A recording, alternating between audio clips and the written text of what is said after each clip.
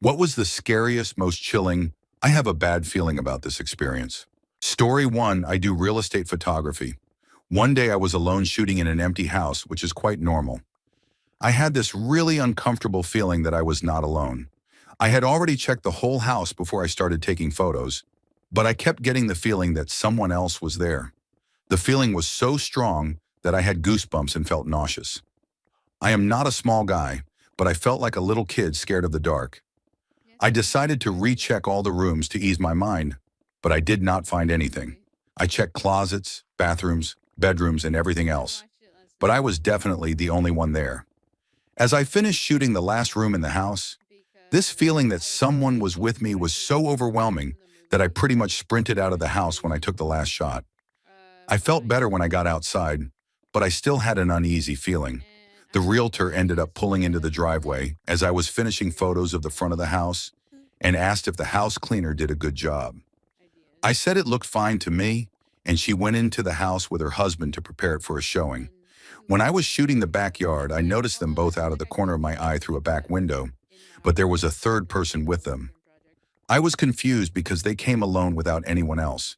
It turns out the house cleaner was not finished before I pulled up and came inside. She saw a large guy with tattoos come into the house in panic, so she jumped into the kitchen pantry and hid. By the time she realized I was the photographer, it was too late for her to come out without it being awkward, so she stayed in the pantry the entire time. I am not sure if maybe I saw her out of the corner of my eye when walking past, or if maybe I smelled her perfume or heard her breathing without realizing it. But my subconscious was screaming at me that someone was there. It was the most uncomfortable I have ever been inside a house like that before, and it made for a funny story afterward. Story 2, when I was around 12, I lived in downtown Toronto, and I was walking home late at night from the streetcar stop because I was coming home from swim practice. Both my brothers had hockey in different parts of the city, so I was on my own. That is when I noticed two guys behind me. They were matching my speed, and I could hear them talking about my clothes. I was already pretty paranoid, so I crossed to the other side of the street, which was not very well lit, to see if they were actually following me. They were. My heart just sank into my stomach. There was a serial attacker running around my neighborhood at the time whose type was, unfortunately, exactly like me, and women of Eastern European descent, also me, had been going missing lately. I just started running, full sprint. I did not even look at the road when I was crossing the street again, but I was 12 being chased by fully grown men, and I was 2 blocks from my house. They were getting closer and closer, and I was terrified, trying not to cry, and just keep running. I was at the corner where I would turn onto my street, and I could feel one of their hands reach out and brush against my shoulder, then again through my hair. He grabbed on and started to pull. Before I could even scream, the guy who grabbed me was completely tackled by a homeless man who usually camped out near the library. He sat on the man who grabbed me and started punching his accomplice. I was scared and confused and just stood there crying until the homeless man yelled for me to run and not stop running. That snapped me back to reality, and I ran all the way home, triple checking that every door and window was locked, keeping the lights off until my parents got home.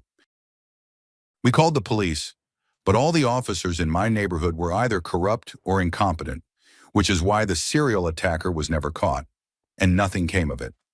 A couple of days later, my parents and I found the homeless man and offered him food and supplies to thank him. We talked for a bit and found out he had been discharged from the Canadian Armed Forces and was not adjusting well to being back. I saw him around for about a month after that and would say hello, sometimes giving him a juice box or spare change if I had any. Eventually, my parents found his family in another city and contacted them, and they came to get him. My parents are still in touch with him. It was a slow process with plenty of setbacks, but he is doing really well now, and I am so happy for him. If it had not been for him, something truly horrible would have happened to me that night, and I will always be grateful he was there. After that, I was not allowed out on my own past 6 in the evening, and I always had a ride from swim practice, whether it was a relative, a friend's parent, or a family friend. Story 3. It was about 9 or 10 in the evening, and I was heading home from a really bad date. It was a 10-minute walk from where I was to my home, and I stopped at a red light to wait. It was the middle of the week, and on the way from my date to the red light, I had only seen about one person, so there were not many people out. Out of nowhere, I got a really bad feeling, and I knew someone was watching me. I turned around, and there was a man right beside me, standing just a bit too close. He saw that I had noticed him and started talking about how nice the summer rain was. I ignored him and started walking, even though the light was still red. He started walking too. I sped up, and so did he. My fight or flight response kicked in, and suddenly I stopped walking. He was caught off guard and took a few more steps before stopping as well.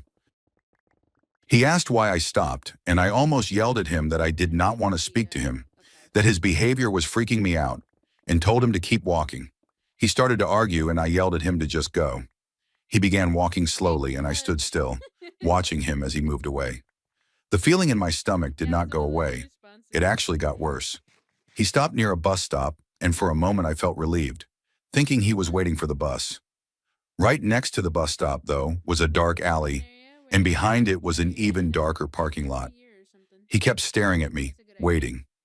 I tried to contact a friend with no answer, then hid behind some construction materials, and on the third try, I finally reached her. She was not home and could not help, but she asked if there was anyone else around. I said no. Eventually, a man and two women walked by, and she told me to tell them what was happening. During all of this, the man never stopped staring at me. When I walked up to the group and asked if I could walk with them, he suddenly started walking away. I knew then that he had been waiting for me. I walked with the group for a short while, but they were turning left at the next red light, and I needed to go the other direction. I thanked them for helping me, and we separated. Within seconds, the man showed up again.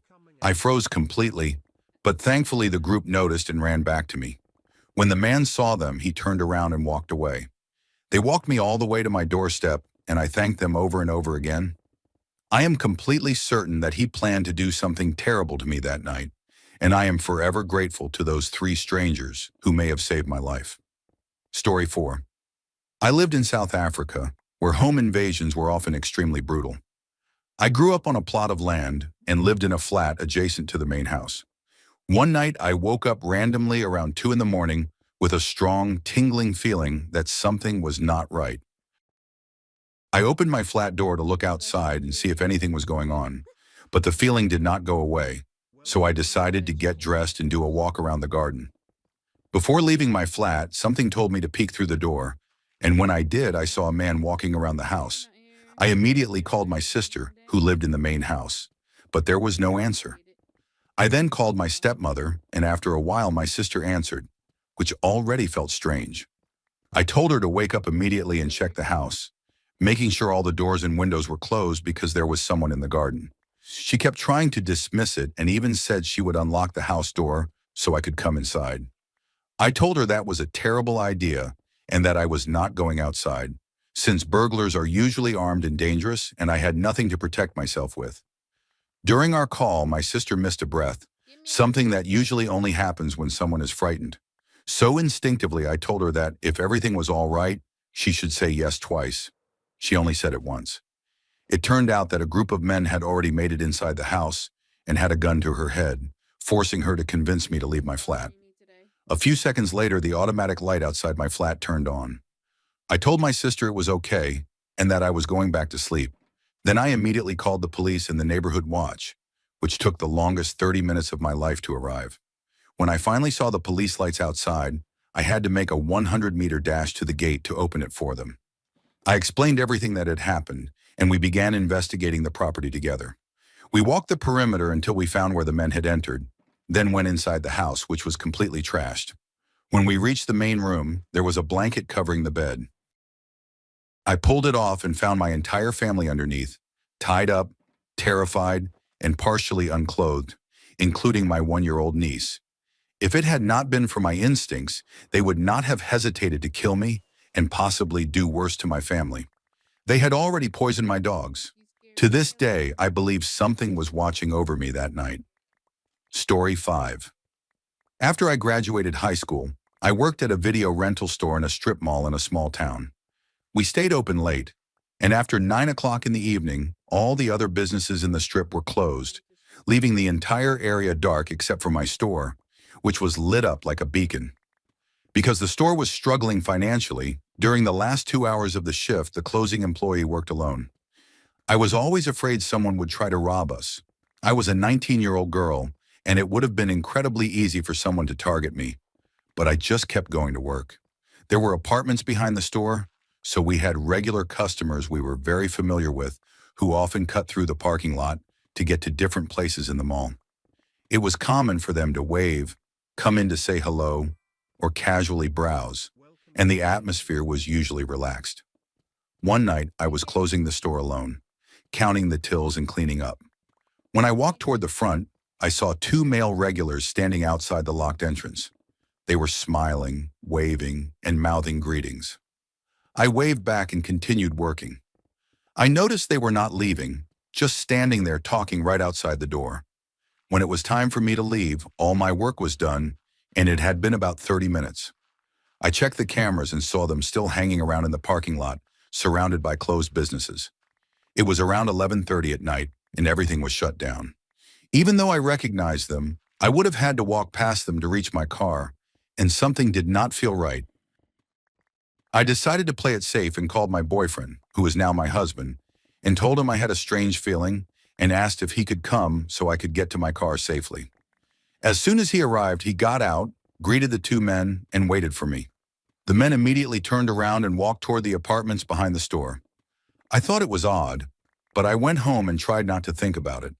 About a week later, one of those men was arrested for attempting to abduct a jogger at a park in town.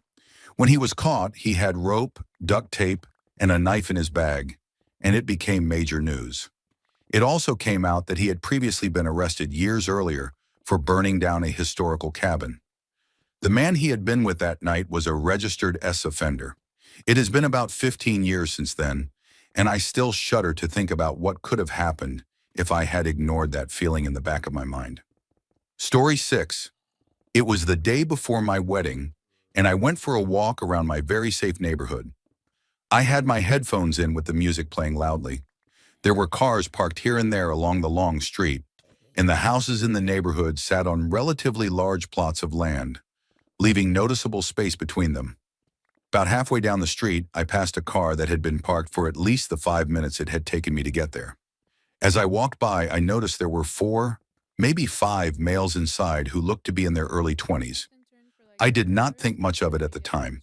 I walked another 50 or so feet when I suddenly got an awful feeling in my stomach. I turned around and saw that they had slowly crept their car forward and were now directly behind me. I had not heard the car move because my headphones were in. By pure luck, I spotted an older man and woman working in their garden about 5 houses down the street. Because of the large plots of land, they were still some distance away, but I ran straight to them and asked if I could wait with them. The older man walked over to the car and asked the group what they were doing there. They claimed they were there to do yard work for one of the neighbors and pointed to the house they were now parked in front of, which was not the same house they had originally been sitting in front of. The man told them he did not believe them and warned them to leave or he would call the police. He then told me that the house they had originally been parked in front of belonged to a neighbor who was out of town. Because the couple was several houses away, they had not noticed the car or me until I ran up to them. I often think back on that incident and feel strongly that if I had not gotten that awful feeling that made me turn around, and if that couple had not been outside for me to see, the story would have ended very differently, especially considering it happened the day before my wedding. Story 7, I have 2 experiences like this, and the first is why I will always trust my gut. When I was little, I often slept over at my cousin's house, where there was an amazing wooden bunk bed, and I always slept on the bottom bunk. When I was 7, I went over for another sleepover. We ate Chinese food with my aunt and uncle, then my cousin and I stayed up late playing video games before going to bed. As a child, I usually fell asleep immediately and slept very deeply. My family still jokes that not even a car crashing through the house could wake me up. Sometime after I fell asleep that night, I woke up with an overwhelming feeling that I had to roll over. I did not want to because I was comfortable, sleeping how I normally did, stretched out in the middle of the bed with one foot hanging off. I kept internally arguing with myself about it until I finally rolled over. Even then, the feeling was not satisfied, and I suddenly felt the urge to press myself as tightly as possible against the wall. Since I had already rolled over, I did it. As I was pushing myself against the wall, the bunk bed collapsed, and a broken metal bar went straight through the spot where I had been sleeping moments earlier. I was stuck, somehow completely unharmed, in that narrow space against the wall until my uncle could cut me out. My cousin fell from the top bunk when it collapsed but was also unharmed. The second experience happened when I was 16, during the summer. I grew up in a very small town and usually walked or biked everywhere alone with my dog.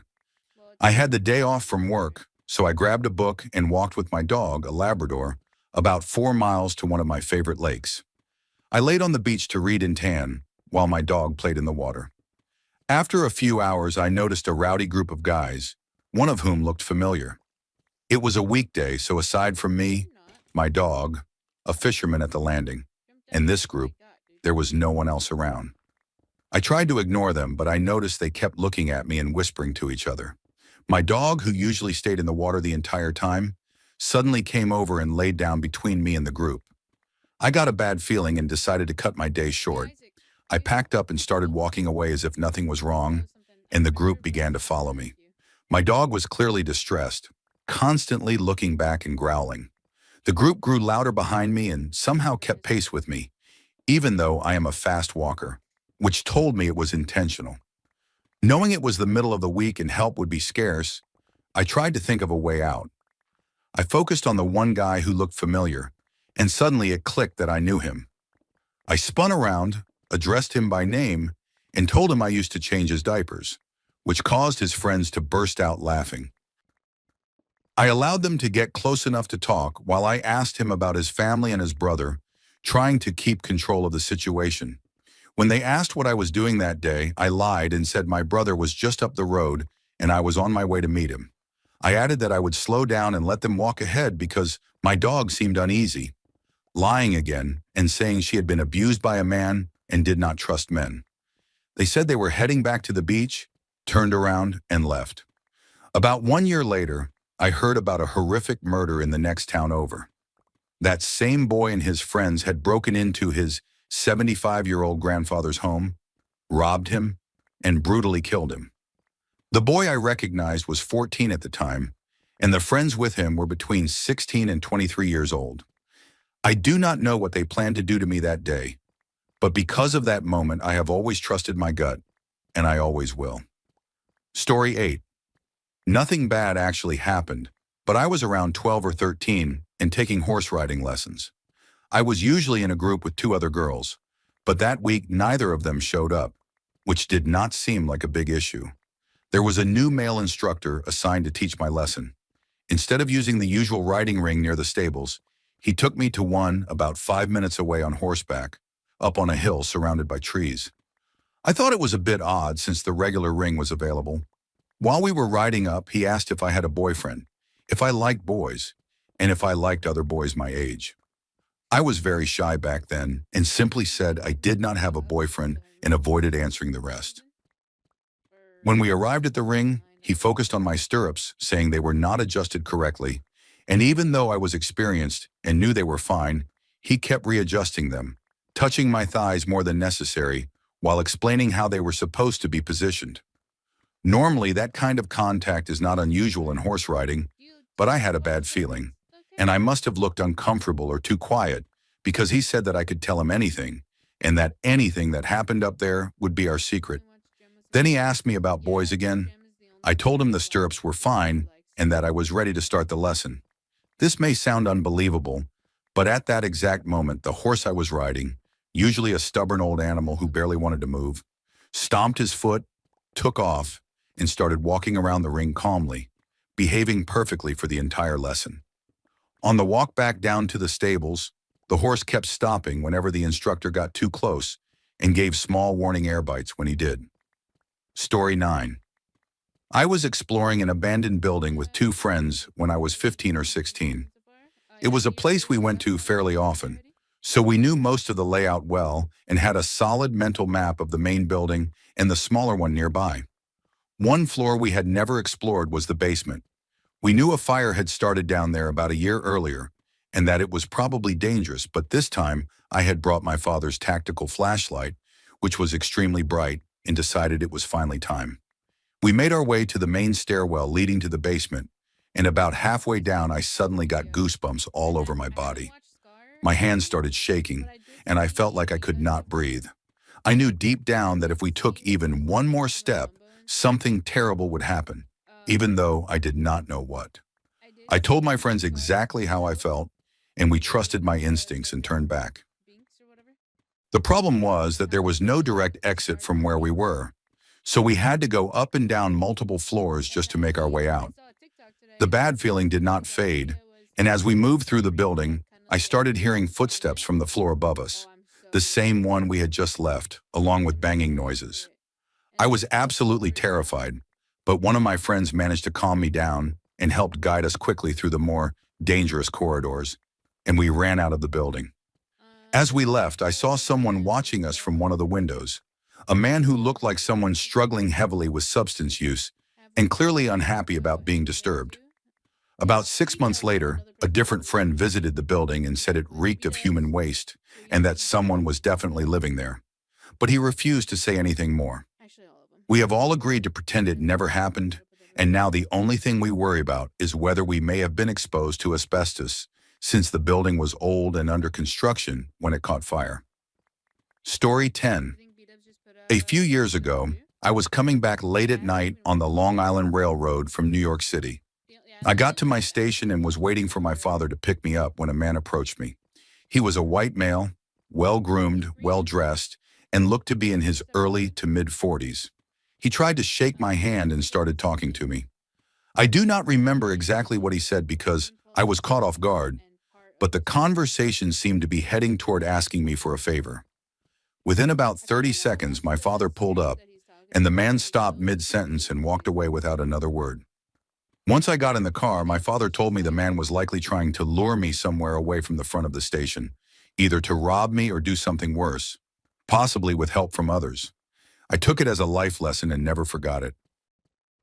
Fast forward to about a month ago, I was filling up my car at a gas station while running errands with my wife. After standing there for a bit, I suddenly heard someone say, "Hey, buddy." Being from the New York City area, I usually ignore strangers, but something told me it was directed at me. The man said it again, closer this time, and when I finally looked up, I froze. He looked almost identical to the man from the train station. White, well-groomed, well-dressed, and in his early to mid-40s. The hair on the back of my neck stood straight up, and I raised my voice and told him I could not help him and that I was in a hurry. He tried to say he could do me a favor if I helped him out, but I repeated myself firmly, finished what I was doing, and he quickly left. To be fair, both men could have genuinely needed help, and I will never know, and I am fine with that. Trusting my instincts has kept me safe. One last unsettling detail is that when I got back into the car, my wife asked what had happened and mentioned she had heard about people placing tracking devices on cars. She told me she noticed the man resting his hand on my car, something I had not even realized. We checked the vehicle later and did not find anything, but it reinforced the importance of listening to your gut and never ignoring that inner warning. Story 11. I was walking home from my bus stop one day, listening to music through my headphones and completely lost in my own little world. Halfway home, the battery died, and suddenly I heard a man walking behind me, talking out loud about how he could never get women to talk to him. I glanced over my shoulder and realized he was alone, had gotten off the same bus as me, and was easily twice my size. That meant he had been following me for about 3 or 4 blocks, apparently trying to get my attention the entire time. There was no one else around. I kept my headphones on despite the lack of music and started walking faster. Then he began singing, repeating over and over, "Speak to the girl. You got to. You got to speak to the girl." Getting louder the farther ahead of him I got. I had no idea what to do. If I went straight home, he would know exactly where I lived. Instead, I turned a corner toward an area where I knew there would be more people around, with him still following me, and ducked into a pub. When he followed me inside, I ran up to the bartender and begged him to pretend we were friends and stay with me until the man left. The bartender immediately came out from behind the bar, gave me a big hug, and made a show of chatting with me until the man finally went away and I stopped shaking quite so badly. Not all heroes wear capes. Story 12. This is not my story, but one my ex told me from when she was in her 20s, back in the 1990s, in the United Kingdom. She was on a train heading home from work on a local service that stopped at many small stations, roughly every 10 to 15 minutes. She was sitting there reading a book when the train stopped at a small station, and she glanced up as new passengers boarded. One man got on, and the moment she saw him, her stomach dropped.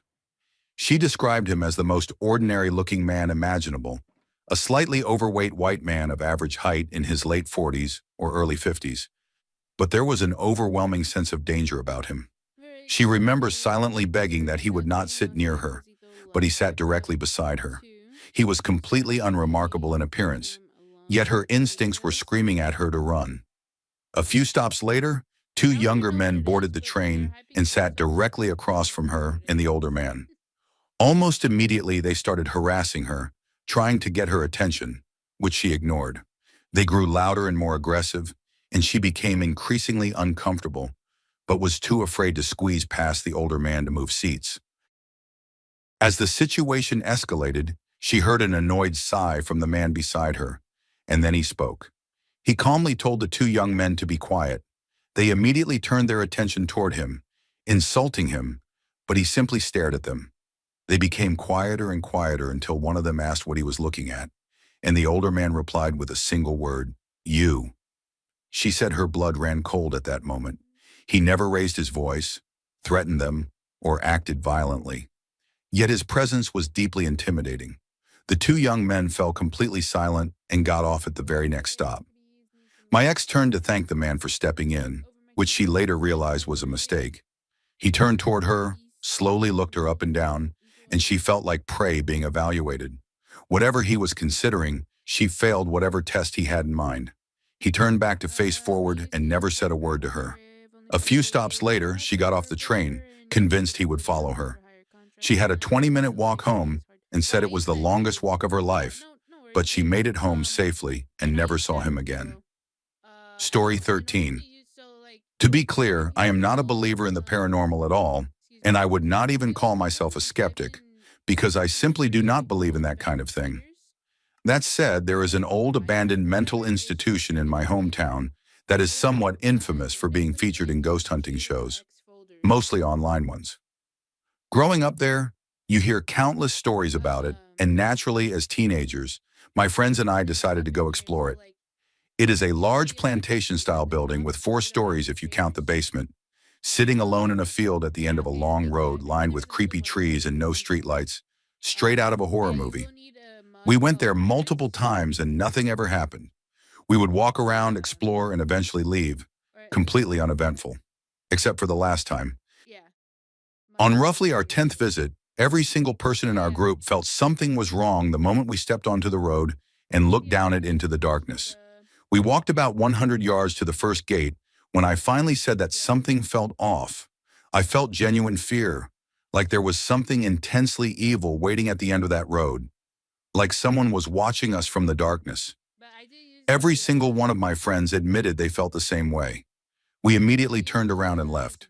A few weeks later, they went back without me. I refused to go again because that last experience unsettled me enough to be done with it. They later told me they experienced several strange things, including recording what was almost certainly a squatter running across the floor above them. Nothing truly extreme happened, but to this day, I have never felt a presence or instinct like that again. Story 14. When I was a struggling college student with very little money, I lived a few miles away from campus in an area where buses did not run frequently, so I became very used to walking everywhere in the city. There was a lot of poverty in that area, so I often ended up talking with people who were unhoused. I would say that about 80% of the time, they would just make small talk and then ask for money, which I usually did not have. But if they were kind, I would sometimes give a few dollars when I could. Others were pushy or mean about it. One afternoon, a man started hassling me near a Burger King when I truly did not have any money at all. I apologized and kept walking. It was late afternoon in the middle of summer, and after I crossed the street, He was already out of my mind. Then I heard shouting. I looked back and saw it was the same man yelling at me from the Burger King, but now he had his hood up. I kept walking, used to that kind of thing by then.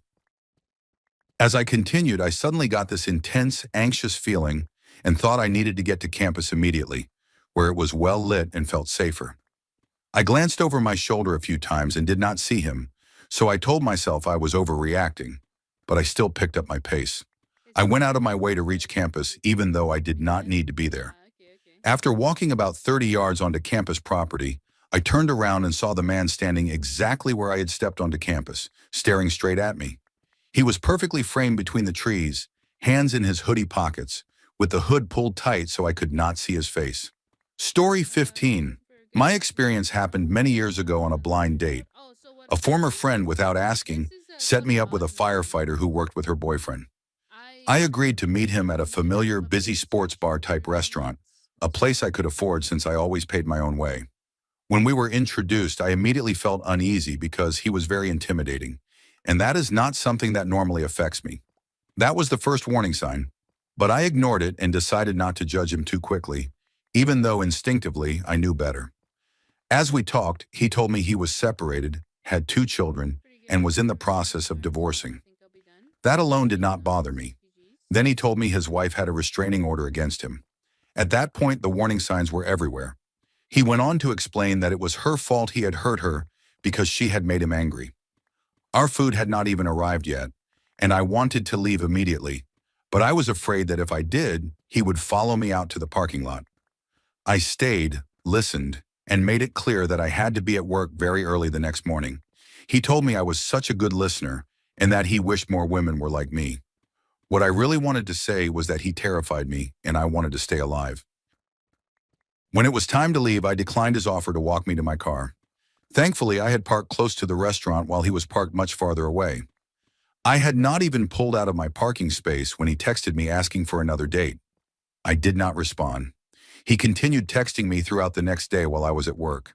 Then he sent a message that truly frightened me, saying he had friends in law enforcement who could track my phone number to my address, and that if I did not respond, he would come to my home. That was enough for me. I do not tolerate threats. I worked near state police offices at the time and showed them the messages.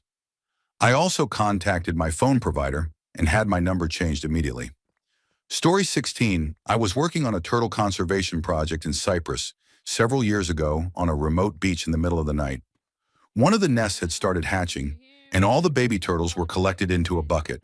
They are kept at the center for about a year and then released, which gives them a much better chance of survival. I was carrying the full bucket of hatchlings back to the center, which required about a 20-minute walk in complete darkness along the beach. There were other nests that looked promising, so the other volunteers stayed behind while I headed off alone. About halfway along the beach, my headlamp suddenly dimmed badly because the batteries were almost dead, and the beach instantly felt much more threatening. Then I heard a noise coming from the dunes. I looked over, but in the weak light I could not see anything at first.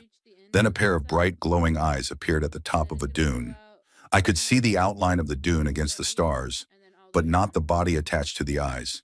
The eyes started moving down the dune, not in a human way, but clearly like an animal. As it got closer, the eyes grew brighter until I could finally make out a massive dark shape around them. My legs locked, and I knew I could not move or outrun whatever it was. In that moment, I truly thought I was about to die. When it finally entered the small circle of light from my lamp, I realized it was a dog, which did not make me feel any safer. It was a huge black German Shepherd type dog with pale eyes, clearly feral and underfed. It was more than half my height and likely desperate for food. I remembered that one of the biggest threats to turtle hatchlings there was wild dogs digging up nests, and I was essentially carrying a bucket of food straight to it. Somehow, despite being absolutely terrified, I decided that if I was there to protect these animals, I was not going to give them up. Everything happened in seconds as the dog charged toward me, my light barely reaching 2 meters ahead. I shouted at it, though I do not remember what I yelled or if it was even words. Somehow it worked. The dog turned and ran back into the dunes. I walked back to the center much faster than usual, my heart pounding and every nerve on edge. expecting to hear it return at any moment, but I made it safely. After that night, I always carried spare batteries for my headlamp, and no one ever walked those beaches alone again. Story 17. I live in Tornado Alley in the United States, which means I have a healthy respect for the devastation tornadoes can cause. But I am also very used to tornado warnings. One afternoon, it had just started to get rainy when I saw on Facebook that a meteorologist friend of mine was tracking a storm with tornado potential whose projected path would cross very near my basementless apartment. I started monitoring the storm myself, and by the time the sirens went off, I was already familiar with its path. It was moving north-northeast and would likely pass north and west of my home, but far too close for comfort. Because we would have had to leave our apartment to reach shelter, which meant driving to a grocery store 3 minutes away that was still within the tornado's path, I made the call, and my then fiancé agreed that instead we should take the highway east and then south, completely out of town and away from the projected path, and return after about half an hour once the storm passed. We put our cat into her crate and got into the car as light rain began to fall, with me driving. As we got onto the highway, we could clearly see the storm approaching, a massive wall covering the southwestern horizon. During the 5 minutes we drove east, we kept glancing at that dark curtain of rain and clouds, commenting that the tornado had to be somewhere behind it. We then turned south onto the main highway and accelerated out of town. After about half a mile south, I noticed we were about to hit much heavier rain, so I sped up slightly to try to outrun the worst of it. The closer we got, the more uneasy I felt, especially as I noticed how fast the rain was racing from right to left across the treetops. Another half mile later, my discomfort intensified just as we reached an intersection where about half a dozen cars were pulled over, not from an accident, but intentionally. That was when I noticed a tornado tank, one of those heavily modified armored vehicles designed to withstand extreme winds, parked at the intersection. In that instant, it hit me that we were in exactly the wrong place. My stomach dropped, adrenaline surged, and I spun the car around in the intersection and accelerated northbound as fast as I safely could, desperate to get away. The rain intensified, and just before visibility dropped, my fiancé snapped a photo of a sharp wall of rain crossing the road behind us, daylight on one side and dark gray on the other. As the storm overtook us, the radio broadcast on National Public Radio was interrupted by a repeating emergency message warning that a confirmed, large, and extremely dangerous tornado was heading toward our town and instructing everyone to seek shelter immediately. For several minutes, my only focus was driving north and avoiding an accident. It was not until we reached a business, ran inside, and took shelter in a storeroom that we truly understood what had happened.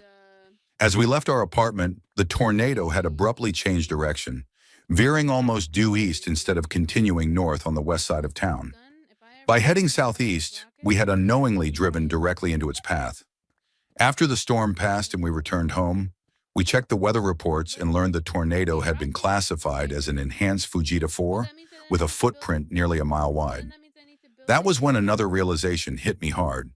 When we had said the tornado was somewhere behind that wall of rain, the tornado had been the entire wall of rain. The whole time we were driving, we had been heading straight toward a life-threatening tornado without realizing it. The next day, I drove back to the area and saw that the intersection where we turned around was about 100 feet from the northern edge of a mile-wide swath of total destruction, with massive oak trees snapped, uprooted, and scattered across farmland. If we had stopped there, we would have been hit by flying debris, and if we had continued south, we would have driven straight into the core. It was a terrible mistake, and one I will never forget. Do not try to outrun tornadoes, and do not assume you can avoid them by driving away. Story 18. I was 19 years old and went on what turned into a 3-day substance binge, during which I made the terrible decision to take acid. To shorten the story a bit, I ended up running away from home and setting my global positioning system for Wisconsin, and to this day I have no idea why I chose that destination. By the time this happened, I was sober but had not slept in several days. I missed an exit, and the navigation told me to take the next one. That exit led me onto a dirt road deep in the woods of Arkansas. I drove for a short distance before thinking something felt very wrong, so I zoomed out on the map and saw nothing but endless twists and turns through a dark forest. I checked my fuel gauge and realized I only had about 60 miles of gas left. I stopped and weighed my options, either continue and risk getting stranded in the middle of the forest at 4 in the morning, or turn around and find fuel. As I was thinking, I suddenly felt like I was being watched, and my heart began pounding. That was enough for me. I could not turn the car around because the road was too narrow, so I put it in reverse and sped out the way I had come. I drove straight home at high speed, not stopping for anything, absolutely terrified. Sometime later, I came across a video online that talked about that same forest, which turns out to be one of the areas in the United States where an unusually high number of people go missing. Many people describe feeling that same overwhelming sense of being watched, and some even claim to see things. I do not believe in ghosts or anything like that, but what unsettles me is that when I tried to find that same road again, using my navigation system, it no longer appeared. Whatever it was, the experience scared me badly enough that I admitted myself into rehabilitation and got sober, so at least there was a positive ending to it all. Story 19. My friend and I were outside one evening, and I think we were around 14 years old when a group of guys approached us. They looked to be around 17 or so. It was already dark, and we were hanging out near a playground. I immediately got a gut feeling that we needed to leave, but unfortunately, my friend did not listen. She loved attention and thrived on the thrill of situations like that. I did not. By the time I realized she was not going to leave with me, the guys had already surrounded us. That is when I ran as fast as I could, dropping my bag and kicking off my heeled boots while I ran so I could move faster. Thankfully, my friend ran with me too. I lived nearby, and my dad drove to the area. We found my bag and my boots, but my phone and wallet were gone. My dad drove around the neighborhood, and we ended up finding the guys. He completely lost his temper and demanded my belongings back, then called the police. They came, but I honestly do not remember what happened after that. I never got my phone or wallet back. I am just glad nothing worse happened, because everything about that situation felt wrong, and I am sure we would have been assaulted if we had not run. I am very good with faces, and the main guy who talked to us, the creepiest of them all, died years later in a car crash. The last time I felt that same gut instinct was about my dad. He had suffered a stroke and had been hospitalized for 17 days. The doctors were cautiously optimistic, so there was no clear reason to worry. One Saturday night, while putting something in my handbag, I suddenly felt violently sick, like my insides were twisting and I was about to throw up. I told my mom I had a terrible feeling about my dad. A few minutes later, my stepmother called and told us we needed to come to the hospital because things were not going well, and they thought we should say goodbye. I arrived about half an hour later, and my dad seemed happy. He was trying to sing, even though he had lost the ability to speak properly and could only mumble. He told us he loved us in his own way and hugged us. We left the hospital confused. The next morning, he passed away. They say it is common for patients to rally like that at the end, that they sense it coming and want one last moment of peace. It made saying goodbye harder, but I am grateful for that moment. I only wish I had had him in my life longer than 25 years. Almost 2 years later, I still miss him deeply. Story 20. My roommate and I pulled out of our driveway, which was part of a row of duplexes, to go get food, and there was a man on the sidewalk out front just wandering near some parked cars. I immediately knew something was wrong and mentioned it to my roommate, but he just shrugged it off. By the time we reached the stoplight about 30 seconds away, he looked at me again and asked if I was okay, and said we could go back if I wanted. I told him yes. We turned around, and the man was still there. My roommate thought maybe he was looking into cars for valuables, but when we pulled up, I got out and asked him if I could help him with something. He just pointed at the car next to him. It turned out the man was mentally disabled, and there was an older woman in the car who was passed out. It was the middle of summer, well over 90 degrees outside. My roommate and I immediately called emergency services, and he went to the car to try to get her to sit up because her breathing was uneven and she was slumped over. The man had been trying to call his mother because he did not know what to do. He just knew something was very wrong with the woman. She never became responsive while we were there. But later we were told the paramedics managed to get some information from her and used her phone to contact her son. I do not know if she ended up being okay, but I am certain she would have died if we had not turned back, and I truly hope we saved her life. Story 21. More than 10 years ago, we were visiting hot springs in northern Alaska. There is a well-known one called Chena, and there was supposed to be another one called Circle Hot Springs somewhere farther out. We must have taken a wrong turn because we got completely lost. We drove more than 10 miles down a crushed granite road and saw only one other car along the way, sitting there with two blown tires, which made us uneasy.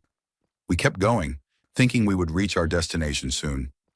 Eventually, we saw a small sign for a motel and gas station and decided to pull in. It felt like something straight out of a horror movie. The motel had every window broken, with old mattresses shoved against the openings. The gas station had only one pump, and the door was standing open. We went inside to ask for directions, and there was old music playing from a radio somewhere in the back. An ashtray sat on the counter with a cigarette still burning. We called out for someone, but no one answered. We checked the bathroom, which was empty but completely filthy beyond description. We considered grabbing drinks from the cooler and leaving money on the counter, but when we opened it, all the drinks were warm. We were desperate for directions because we had no cell service, so we walked around the building to see if someone had stepped out back. All we found was a dead dog, partially decomposed near the back door. We looked at each other and knew immediately that something was very wrong. We left as quickly as we could, hoping we would not end up with a flat tire like the car we had seen earlier, which was gone when we drove back out. I am fairly certain no tow truck could have reached such a remote area that quickly, and to this day, that place still unsettles me. Story 22. I was running at a park when I noticed a small blue truck pass me, and I had the strange feeling that the driver was watching me through the rearview mirror. I got a little creeped out, but immediately told myself I was overreacting because I watch too many crime shows and tend to scare myself. About 10 minutes later, I noticed the same truck pass me again. The park has a circular layout with a one-way road, which meant they had driven all the way around the park and come back. That was when I started to feel genuinely nervous. I slowed my pace to create more distance and eventually stopped. A woman who I often saw running there but had never spoken to came up behind me and greeted me. She told me she had the same bad feeling about the truck and asked if we could run together. I agreed, and as we ran, we talked about possibly calling the police. When we reached the top of a hill, we saw a police officer on a bicycle and immediately ran over to him. He listened to us, took down the license plate, and called for another officer to pull the truck over, since other people in the park had already reported it. Apparently, the truck had been looping the park several times and slowing down near female runners. I was extremely grateful that the other runner spoke up and asked to stay together, because who knows what could have happened if either of us had been alone. The police escorted us to our cars and out of the park. I never found out what happened to the driver, but I was relieved to be safe and surrounded by people who paid attention. Story 23. We were in 10th grade, which in India is considered the final year of high school and is extremely important for getting into good colleges later on. Because of that, before school even opened, we attended private tutoring classes every morning from 5 in the morning until 6:30, 7 days a week. Some kids in our group came from wealthy families and rode scooters or motorcycles, while most of us rode bicycles. One morning after class, as we were heading home, one of the rich kids asked my friend to ride with him on his motorcycle instead of taking his bicycle. The moment he asked, I got goosebumps and felt a deep sense of unease and nausea. I told my friend, who I will call TG, not to go and to ride back with us instead. I was mocked for being scared of the dark, and since it was a cold winter morning, TG just wanted to get home quickly. Another friend, CT, suddenly hugged TG for no reason, and later said he did not know why, but felt overwhelming sadness for him. We all started heading home, while TG and the others on motorcycles stayed behind talking. A short distance down the road, they sped past us, laughing and racing. Only a few meters later, one of the motorcycles skidded on loose sand, and TG was thrown under a truck carrying construction sand. The sound of the brakes was terrifying. We ran toward the scene and found TG under the rear wheels of the truck, strangely laughing and asking where his backpack was. We were frozen in shock, unable to process what we were seeing. When TG looked down at himself, he lost consciousness. We were 14 or 15 years old and ran around desperately trying to get help, barely able to speak. Other drivers eventually came to assist, but the truck driver fled the scene. TG passed away later that afternoon, and that moment has never left me. Story 24. This is not my story, but my uncle's. My uncle owned a Tibetan Mastiff, a massive and powerful dog known for being intelligent, stubborn, and extremely strong. Definitely not a beginner-friendly breed. My uncle lived in China during the 1970s and was a man of strict routine. Every morning, he woke up at the same time and took the same crowded bus to work. For 8 or 9 years, the dog would greet him every morning as he left, and again when he returned home. One morning, everything seemed normal until my uncle tried to leave the house. The dog absolutely refused to let him go. It repeatedly placed its body between my uncle and the door and became increasingly agitated, even growling, which it had never done before in all its years. My uncle said this behavior was completely unprecedented. Running late for work, my uncle, his wife, and their 2 sons forced the dog into the master bedroom on the 2nd floor and locked the door. Already missing his bus, my uncle rushed outside, and suddenly there was a loud crash. The dog had broken through the 2nd-story window, jumped out, and died in front of him. My uncle was devastated and deeply disturbed by what had happened, unable to understand why his loyal and well-behaved dog would act that way. Feeling that something was terribly wrong, he decided not to go to work that day and did not take the bus. That evening, the news reported that the bus my uncle took every single day had been involved in a major accident, killing more than 15 people. To this day, my uncle firmly believes that his dog somehow sensed what was coming and did everything it could to stop him from leaving the house that morning. Story 25. My now wife was going to a party and I could not make it. But I was already uneasy about her going because I did not trust that group of friends she had at the time. I received a text from her saying she needed my help and that she was being harassed by a group of guys who would not let her leave, grabbing her and trying to force her back into the house. My phone was almost dead. I had no car and no wallet, and I could not reach any friends to meet me there, so I went anyway with nothing. I took a cab and got dropped off out front, already knowing it was going to be bad.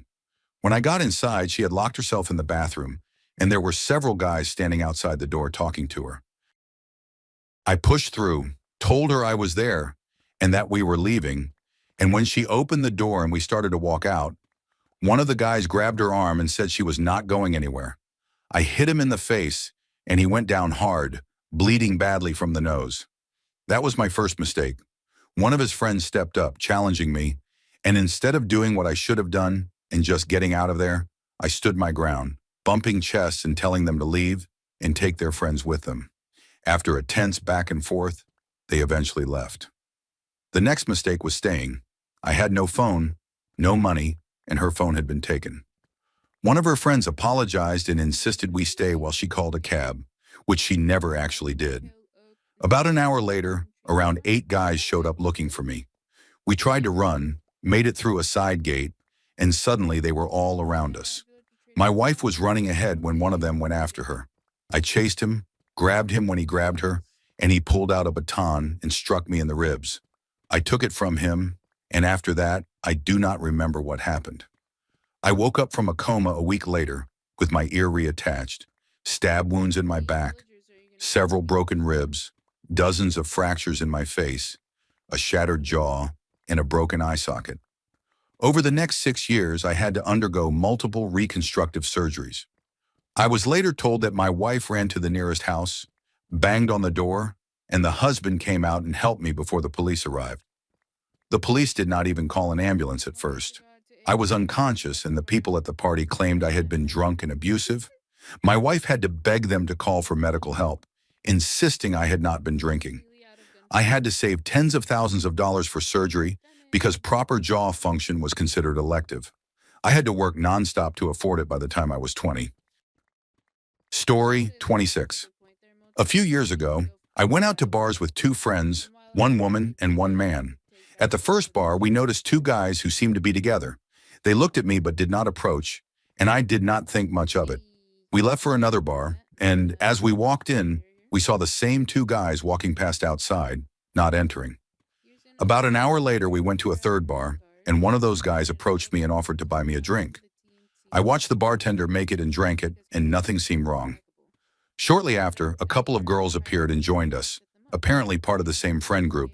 They were overly friendly, constantly offering me water and hovering.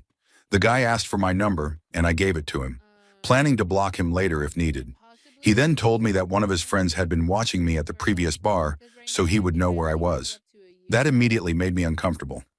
After a while, all three of us felt something was off, so we said we were going to the bathroom and left. Later that night at another bar, I saw them again, and the guy started texting me angrily, saying he saw me dancing with someone else. He kept messaging me, insisting we meet alone after the bars closed. It became unsettling, and I stopped responding.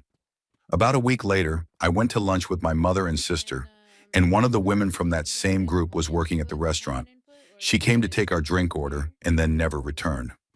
My mother asked another server for her name, and shortly after that, I received a text from the guy apologizing for the previous weekend. After that, my friends and I noticed that the same group of people always appeared together around town, and they strongly believed that something had been planned. I am grateful I trusted my instincts and left when I did. Story 27. I live in Southern California and used to road bike pretty frequently, usually in the late afternoon or evening after school during the week. One day I got a late start, and by the time I got onto the riverbed trail, the sunset was about 20 to 30 minutes away. I had lights on my bike, so riding at night was normally not an issue. I reached the beach at the end of the trail, which was my usual turning point, when I suddenly felt a strong sense of dread mixed with déjà vu. I turned back, and by then the sun had fully set and it was deep into blue hour, almost complete night. I had done this exact ride hundreds of times and knew the route as well as my own home. There are usually 3 different ways I take back, and because it was later than usual and I felt uneasy, I chose the shortest route. As I came to a small crosswalk, I saw a group of 3 teenagers, and I was about 22 at the time, walking toward me in the opposite direction. One of them was giving another a piggyback ride, which did not seem strange at first, but as I passed them, I realized it was a girl being carried, and her face was covered in blood. I immediately skidded to a stop and turned around. They noticed and took off running, dropping her. I called the police and stayed with her.